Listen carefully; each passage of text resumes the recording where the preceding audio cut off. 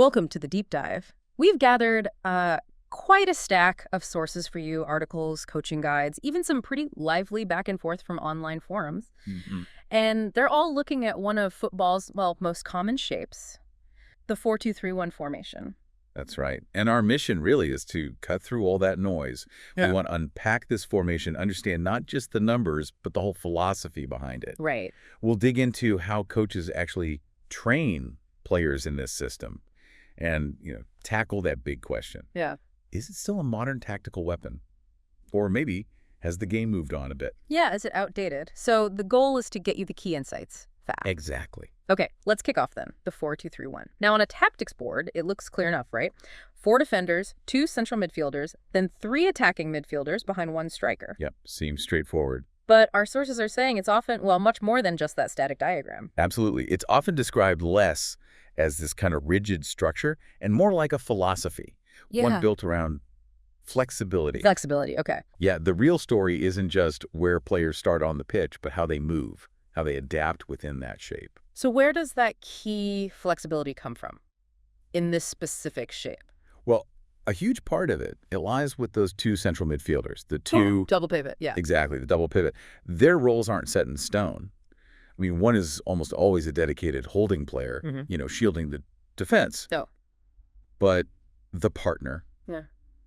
that could be different. Could be another defensive anchor, maybe against a really strong attack, or perhaps a deep-lying playmaker starting attacks from deep, or even, a box-to-box type pushing forward. Ah, okay. So that's where you get that initial variation depending on the team or maybe the opponent you're facing. Precisely. And look, regardless of their specific profile, both of those central midfielders are absolutely crucial. The sources really emphasize they both need discipline, excellent positioning, Right. and the confidence, the technical ability to get the ball from defenders and move it forward, often under pressure. They're basically the engine room. And that flexibility isn't just limited to them, is it? No, it's designed into the whole structure. It comes from the potential for players to interchange positions. How so? Well, wingers might tuck inside. The central attacking midfielder, the number 10, might drop deep or push further forward. The striker could drift wide sometimes. Right. This constant shifting of roles and positions. It's intended to make it really difficult for the opposition. Hard to mark players tightly, hard to keep their own defensive shape. Okay, so that positional flexibility sounds like a really core strength. Yeah. What else makes the 4-2-3-1 such a popular choice across different levels of the game? Well, beyond making life difficult for defenders, its adaptability is really key. Adaptability. Yeah, it's not just a system for the pros. It scales down really well. You see coaches using variations for younger age groups, smaller-sided games, even before players get to the full 11v11 pitch. It gives a good framework to introduce tactical concepts. And one source also points out it's pretty well suited for a men-behind-the-ball and counterattack style. With those numbers deep, and then the central attacking midfielder and the striker ready to spring forward, it offers defensive solidity, but also that potential for really quick transitions. That transition you mentioned from smaller games to the full 11v11 pitch, that's fascinating. Our sources go into quite a bit of detail on how coaches approach teaching the 4-2-3-1, especially to younger players making that jump. What are the big coaching challenges there? Yeah, this is where you really see how complex building this system is, right from the ground up. Moving to 11v11, it brings significant challenges, spatial physical challenges. Like what?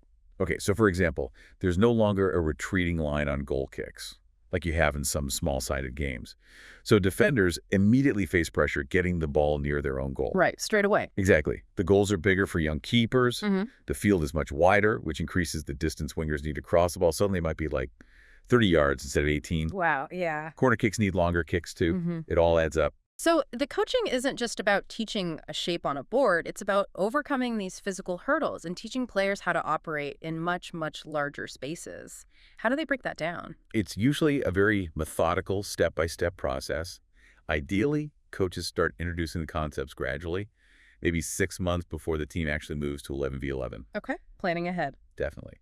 They use scaled-down games, like 9-a-side, often using formations that are precursors to the 4-2-3-1, maybe a 3-1-3-1 or a 3-2-3-1. Ah, I see. And that lets players get used to things like a wider defense, the idea of a single holding midfielder, a lone striker.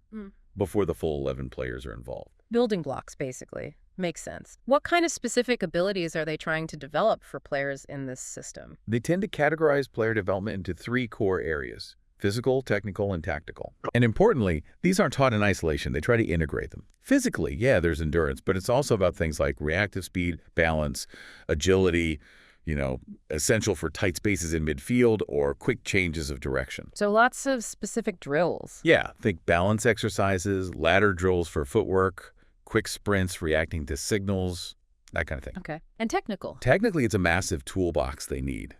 Different types of passes: short, medium, long, curled backspin. Different striking techniques like instep drives or even toe pokes in tight spots. Mastering various types of ball control is huge receiving with the instep, outstep, or the sole of the foot. A big focus is often on dribbling to eliminate players and, crucially, protecting the ball in crowded areas. How do they train that ball protection? Well, drills like 1v1 contests where one player tries to knock a ball off a cone while the other shields it.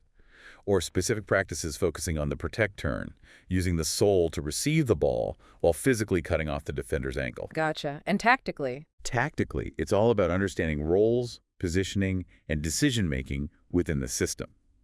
This includes things like playing effectively in small groups, creating and using passing lanes, knowing when and how to change positions with teammates. That interchange again. Exactly. Playing between the lines of the opponent's defense and midfield, making timed runs beyond the defense to break the offside trap, understanding collective pressing triggers, defending as a unit, not just as individuals, set pieces too, of course. That is a lot to cover in training. How do coaches structure a typical session to try and integrate all of this? Yeah, it's a challenge. A common structure might be, say, a 90-minute session. Starts with a warm-up, obviously. Yeah. Then maybe some dedicated time for physical development. Then basic technical skill work. Okay. Then, importantly, moving into technical skills, practiced in a tactical context like passing drills, but with specific positional requirements tied to the 4-2-3-1. Then tactical development, focusing on game scenarios and often finishing with a conditioned match where specific tactical goals are set, maybe points for successful protect turns or something. So they're always trying to connect those individual skills back to the team shape and the overall goals of the formation. What kind of specific activities really highlight the unique demands of the 4-2-3-1? Right. They use activities like passing and overlapping drills in small groups, maybe threes, that mirror the relationships you'd see in midfield or between fullbacks and wingers. Simulating game patterns. Exactly. Attacking overload games are common, like maybe 4 attackers intentionally shift to one side against 4 defenders to deliberately create a 3v2 situation. That practices how the attacking 3 might link up. Clever. Defensive drills will focus specifically on the back 4's spacing, their movement as a unit, including lots of work on the offside trap. You also see possession games that use neutral joker players, often in the central area or maybe a diamond shape. This simulates the need to play through crowded midfield zones, practicing passing into and out of pressure and getting players rotating positions. And then there are specific practices for those runs, from deep midfielders or wingers breaking beyond the defense. Huge emphasis on timing and communication between the passer and the runner to beat the offside trap. It's all designed to make players comfortable operating the system dynamically, not rigidly. And how is the actual coaching delivered during these sessions? Is it just the coach shouting instructions, stopping play all the time? No, the sources really lean towards more modern coaching methods. The preference seems to be using effective questioning during the flow of games, rather than constantly stopping the action. Asking questions, like what? Like asking players what they saw in that moment, why they made a particular decision, what other options they might have had, encouraging them to think for themselves. Right, developing game intelligence. Exactly. Positive reinforcement is also highly recommended, aiming for maybe a 5.1 ratio of positive comments to corrective feedback. More critical points might be handled in quick, private chats rather than calling players out. That sounds more constructive. Yeah, and they also suggest giving players specific individual or maybe team challenges within practice games. And patience is crucial. These concepts take time to sink in, especially for younger players. Coaches talk about adding layers to drills gradually, like requiring players to make eye contact or shout a name before a pass, slowly increasing the complexity and realism. Okay, so teaching the 4-2-3-1 is clearly this deep, detailed process. It's aimed at building adaptable, smart players. But We saw in those online sources, didn't we, that there's a debate about whether this formation is actually losing its edge, maybe becoming less effective in top-level modern football. What's the core of that criticism? Yeah, there's definitely that discussion online. The main concern voiced is that the 4-2-3-1 can, in practice, become too defensive, or maybe just too predictable. How so? Well, this criticism often comes up when a team uses two very dedicated holding midfielders, CDMs, who maybe don't contribute much going forward. And then the wide attacking players, the wingers, are forced to track back constantly, becoming almost like extra fullbacks. So that theory of flexibility we talked about, it doesn't always translate to the pitch. Exactly. That's the argument. If those two midfielders sit too deep and the wingers are effectively pinned back defending, the team can become, as one source put it, weak going forward. Hmm. Examples like certain Chelsea teams or Lou Van Gaal's Manchester United were mentioned online as instances where a cautious, maybe possession-heavy approach using this formation seemed, well, a bit easy for opponents to nullify.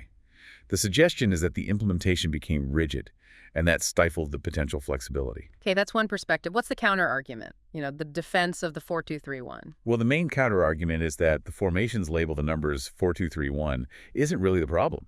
It's all about the style and the method of implementation. How it's actually coached and played. Precisely. A 4-2-3-1 can be incredibly effective, especially, as we mentioned, for counterattacking football, because it provides that solid defensive base to spring attacks from. Right. And this really links back to what we said earlier. Formations are fluid. They're not static.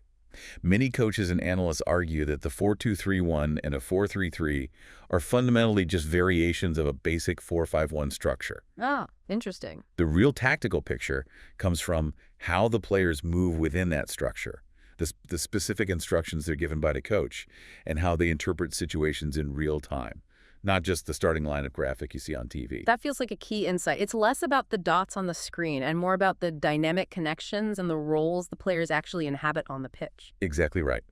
A double pivot can be highly effective defensively and offensively if it allows other players, like attacking fullbacks or dynamic wingers, the freedom to push forward and create those attacking overloads. So it frees others up. Potentially, yes. Yeah. Successful teams have won major trophies using both 4-2-3-1 and 4-3-3 variations. Success often seems to rely on the specific strengths of the players they have and the detailed instructions they're given. The debate often seems to boil down to that midfield structure.